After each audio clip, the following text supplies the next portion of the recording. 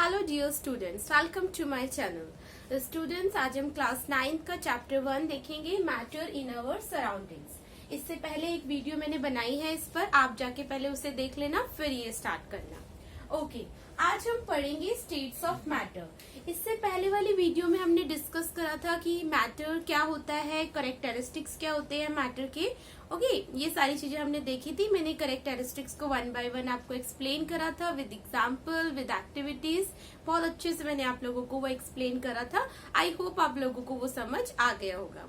आज हम पढ़ने जा रहे हैं states of matter. States of matter आपके 5 टाइप्स के मैटर होते हैं। Okay, solid, liquid, gas, plasma and boss-Einstein condensate. Okay, 5 types of matter हो गए। मेन 3 है ये आपके, सॉलिड, लिक्विड, गैस। एग्जाम में इसी से क्वेश्चन बनता है। प्लाज्मा और बॉस-आइंस्टीन से भी बन सकता है, but rare. Okay, so first हम देख लेते हैं प्लाज्मा स्टेट। छोटा सा ही है, प्लाज्मा स्टेट के बारे में पढ़ लेते हैं। ये 4th स्टेट है मैटर की। First is solid, first state is solid, second is liquid, third is gas, 4th state is plasma and 5th state is boss-Einstein condensate. Okay, सबसे पहले हम 4th स्टेट देख लेते हैं मैटर की, प्लाज्मा।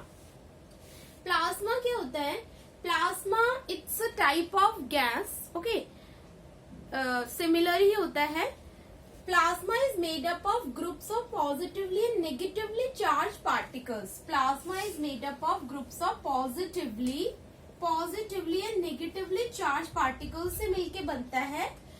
मीन्स आपका जो प्लाज्मा होता है, इसके अंदर, इसको हम आयोनाइज्ड गैस भी कहते हैं। आयोनाइज्ड गैस क्यों कहते हैं इसे? क्योंकि ये पॉजिटिव और नेगेटिव चार्ज से मिलके बनता है। मीन्स आयन फॉर्म करता है। आपके पॉजिटिव चार्ज होते हैं केटाइंस, पॉजिटिव, एंड नेगेटिव होते हैं एनाइंस। ओके, पढ़ा है ये आप लोगों ने 9th क्लास में, केटाइंस, एनाइंस। आयंस होते हैं, तो ये आयंस, ये ग्रुप होता है आयंस का, तो इसलिए इसे आयोनाइज्ड गैस कहते हैं।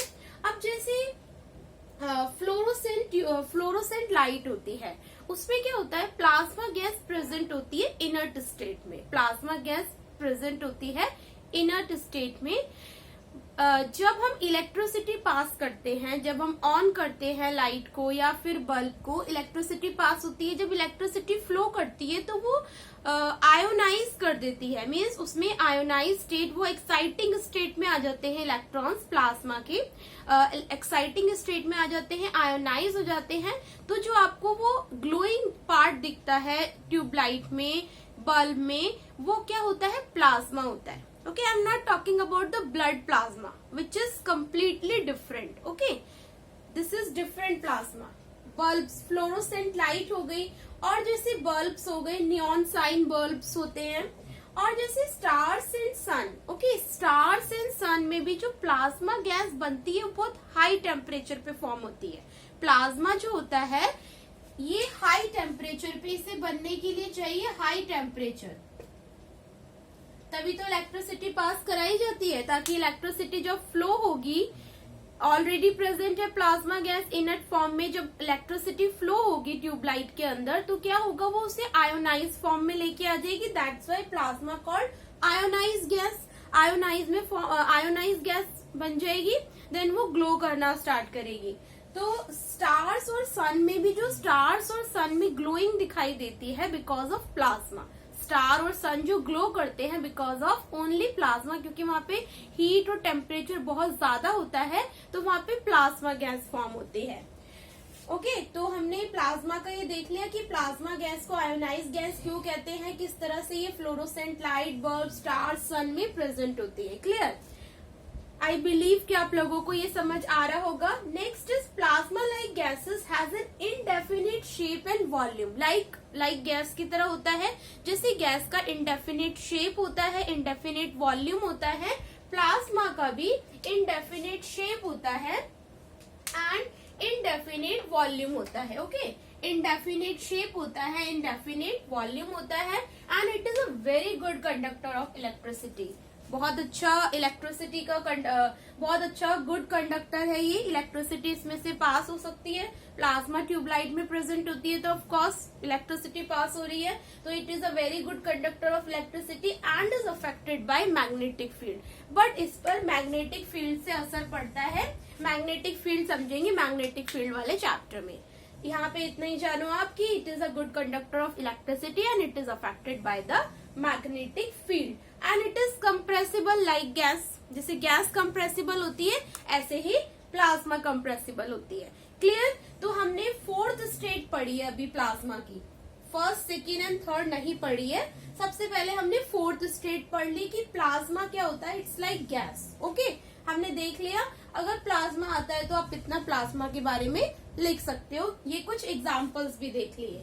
ओके, अब देख लेते हैं, अब नेक्स्ट देख लेते हैं। ओके,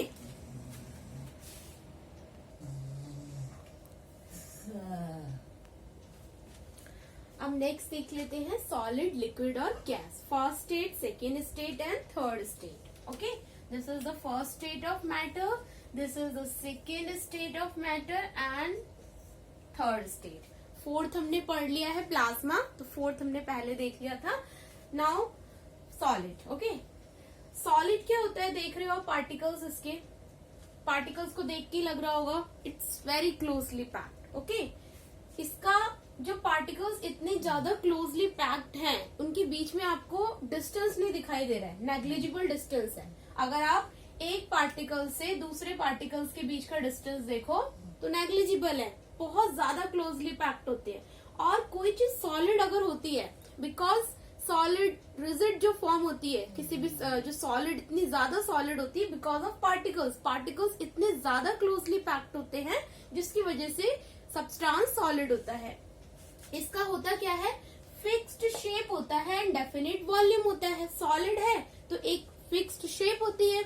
अब सारे सॉलिड्स की देखो एक फिक्स्ड शेप है और उनका एक डेफिनेट वॉल्यूम भी है। बट लिक्विड के केस में देखो पार्टिकल्स कितने ज्यादा दूर है, ठीक है, तो ज्यादा क्लोजली पैक्ड नहीं है, ज्यादा दूर भी नहीं है, मतलब दूर दूर है पार्टिकल्स। अब इसमें फिक्स्ड शेप नहीं होती है। लिक्विड क्या करोगे आप, जिस कंटेनर में डालोगे, वाटर है, वाटर को ग्लास से आप अदर कंटेनर में अगर डालोगे तो वो सेम उसकी शेप ले लेगा। ओके, शेप क्या हो जाएगी उसकी, चेंज हो जाएगी। जिस कंटेनर में जाएगा, जिस शेप के कंटेनर में जाएगा तो वो शेप उस कंटेनर की ले लेगा। तो not fixed shape but fixed volume. Shape तो फिक्स नहीं होती है बट वॉल्यूम क्या होता है, फिक्स्ड होता है। ऐसा तो नहीं है कि आपने ग्लास से कटोरी के अंदर डाला पानी तो वॉल्यूम कम हो जाएगा। No, volume will be same but shape will be changed. Okay, next gas, neither fixed shape nor fixed volume. ना तो इसकी कोई शेप फिक्स्ड होती है और ना ही वॉल्यूम फिक्स होता है। ओके, फिक्स वॉल्यूम भी नहीं होता है इसके अंदर और फिक्स्ड शेप भी नहीं होती है। Next, inter particles distances are smallest. Inter particle distance क्या होता है, बहुत ज्यादा छोटा होता है। यहाँ देख रहे हो आप, छोटा या फिर नेग्लिजिबल ही होता है। ओके, यहाँ पे पार्टिकल्स के बीच की डिस्टेंस को इंटर पार्टिकल डिस्टेंस कहते हैं। Okay, distance between the particles are called inter particle distance. Okay, inter particle distance smallest होता है, inter particle distances are larger. यहाँ देखो इनके बीच का जो डिस्टेंस है वो लार्जर है। और गैस, इससे अगर हम कंपेयर करें तो सुपरलेटिव डिग्री लार्जेस्ट। क्लियर? तो inter particle distances are larger and here inter particle distances are largest more than liquid particles. Clear? Now solid, it's incompressible, you cannot compress the solid. Hard होता है तो compress नहीं कर पाते, rigid होता है।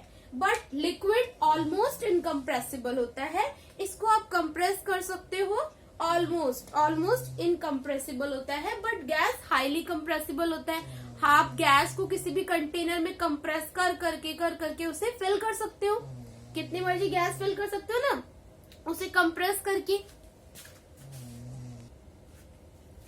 It's highly compressible. Okay, now high density and do not diffuse. इसकी density बहुत ज्यादा होती है क्योंकि ये सॉलिड है, फिक्स्ड डेफिनेट वॉल्यूम है, डेंसिटी बहुत ज्यादा है तो डिफ्यूज नहीं करेंगे इसके पार्टिकल्स। ओके, और इसमें क्या होता है, density is lower than solid, solid से कम होती है डेंसिटी और इसके पार्टिकल्स डिफ्यूज हो जाते हैं। गैस के केस में डेंसिटी इज लीस्ट, ओके, इसमें बहुत कम होती है डेंसिटी एंड डिफ्यूज, इसके पार्टिकल इजीली डिफ्यूज हो जाते हैं, इजीली स्प्रेड आउट हो जाते हैं, okay. Next is inter particle forces of attraction are strongest. अब पार्टिकल्स के बीच का जो फोर्स होता है वो आपस में इतने ज्यादा टाइटली बाउंडेड होते हैं, उनके बीच का जो फोर्स होता है वो बहुत ज्यादा स्ट्रॉन्गेस्ट होता है। Inter particle forces of attraction are strongest, okay. Next, liquid में inter particle forces of attraction are weaker than solid, solid से कम होता है इनके बीच का जो फोर्स ऑफ अट्रैक्शन होता है, that's why it is almost incompressible. And gas का inter particle forces of attraction are weakest, इसमें बहुत ज्यादा कम होता है। Again here we use superlative degree, weaker and weakest. Last but not least, और भी डिफरेंसेस हो सकते हैं बट इनफ है एग्जाम के लिए। Constituent particles are very closely packed, मैंने बताई दिया आपको पहले, यहाँ पे कॉन्स्टिट्यूएंट पार्टिकल्स क्या होते हैं, बहुत ज्यादा क्लोजली पैक्ड होते हैं।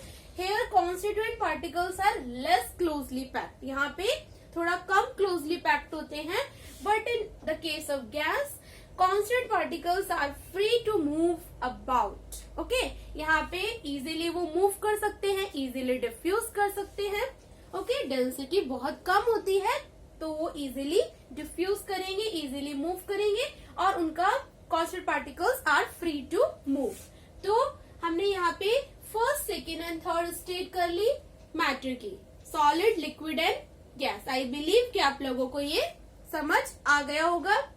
हमने 3 स्टेट करी, fourth one is the plasma. अब लास्ट देख लेते हैं boss-Einstein.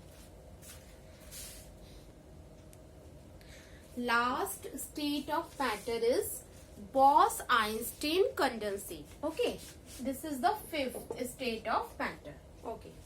Bose-Einstein condensate, the theory of Bose-Einstein condensate, BEC, it's Bose-Einstein condensate. The theory of Bose-Einstein condensate was developed by Indian physicist Satyendra Nath boss.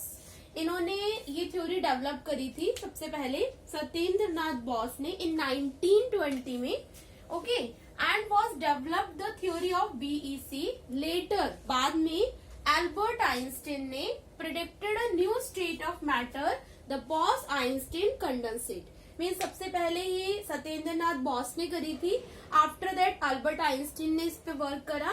तो देखो इस थ्योरी का जो नाम है, सत्येंद्र नाथ का बॉस ले लिया, अल्बर्ट आइंस्टीन का आइंस्टीन ले लिया, इसी टाइप से नाम रखे जाते हैं साइंस में, थ्योरीज वगैरह की। साइंटिस्ट अपने नाम पर ही नाम रखते हैं, तो उनका दोनों ने काम करा इस पर, तो बॉस ले लिया इनका और आइंस्टीन ले लिया अल्बर्ट आइंस्टीन का।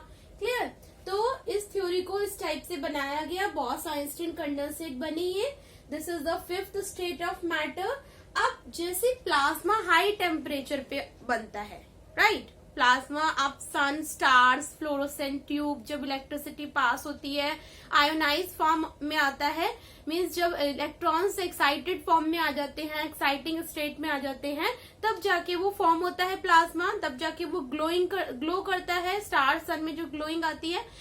बट इस केस में क्या है, आपका जो बॉस-आइंस्टीन कंडेंसेट है is formed by cooling a gas. ये लो टेम्परेचर पे बनता है of extremely low density, okay, it's opposite plasma का। प्लाज्मा हाई टेम्परेचर पे फॉर्म होता है और ये लो टेम्परेचर पे फॉर्म होता है। The BEC is all about molecules that are really close to each other. इसके जो मॉलिक्यूल्स होते हैं स्टेट में, लो टेम्परेचर पे मॉलिक्यूल्स थोड़ा फ्री स्टेट में आ जाते हैं। अब होता क्या है,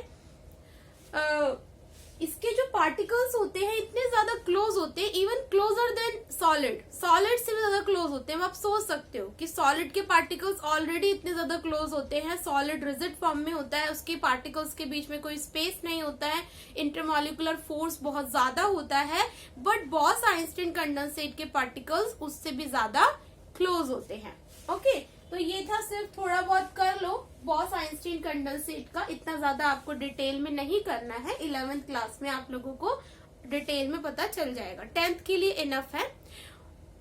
ओके, तो अब मिलते हैं नेक्स्ट वीडियो में। अगर आपको मेरी ये वीडियो अच्छी लगी है तो प्लीज इसे लाइक करो, मेरे चैनल को सब्सक्राइब करो और बच्चों को भी प्लीज शेयर करो। Thank you.